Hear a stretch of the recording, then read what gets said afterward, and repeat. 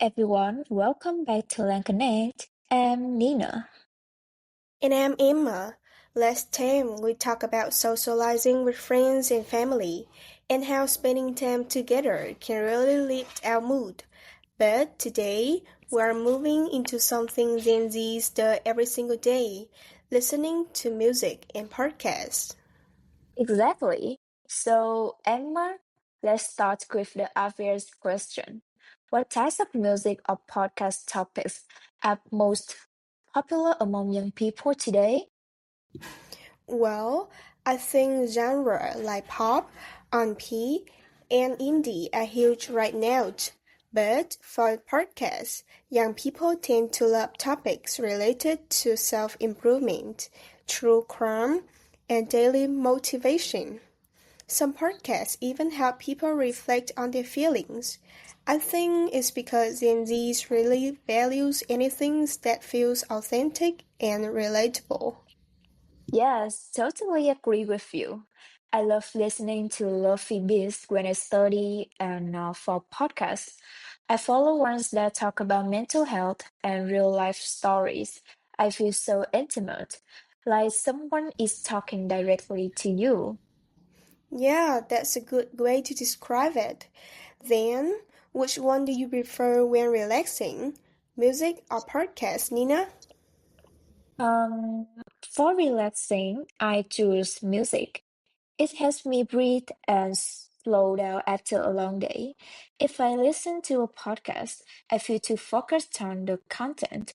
What about you? However, I'm the opposite. I actually prefer podcasts. I like hearing different perspectives. Plus, some podcasts give me new ideas that feel insightful and refreshing. That makes sense. So, how do you think music or podcasts can improve someone's mood or productivity? Well, music can make you feel more energized or calmed depending on genre. I always play upbeat songs when I need motivation. Podcasts, on the other hand, help me stay engaged while I'm doing routine tasks like cleaning or walking. Yes, that's true. And for mood, music works like magic. When I feel stressed, slow acoustic songs can instantly soothe me. And if I'm sad, sometimes listening to emotional music makes me feel understood. Yeah, I actually get that. And podcasts can also shape your mindset. For example, when I listen to a productivity podcast, I end up feeling more driven and ready to organize my day. So true. Now, do you think the way people listen to audio content has changed compared to the past? Yeah, definitely. In the past, people listened to CDs, radio, or downloaded songs. But now, thanks to streaming apps, everything's on demand. You can listen anytime and, of course, anywhere. Even podcasts used to be rare, but now they are a normal part of our daily routines. Exactly. And I think Gen Z has turned listening into a lifestyle. People create curated playlists, follow podcast creators, and even use audio content to shape their routines. It's more personalized than ever. You're right. Whether it's music or podcast, audio content has become something we use to relax, learn, or even escape.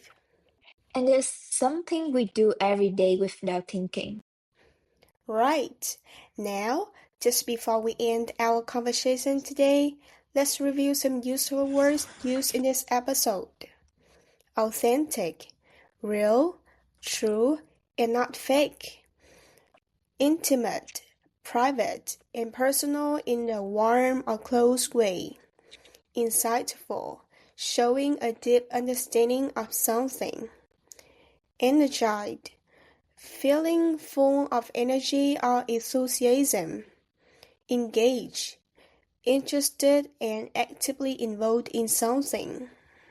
Soothe, to make someone feel calm or relaxed, driven, very determined, and motivated to achieve something.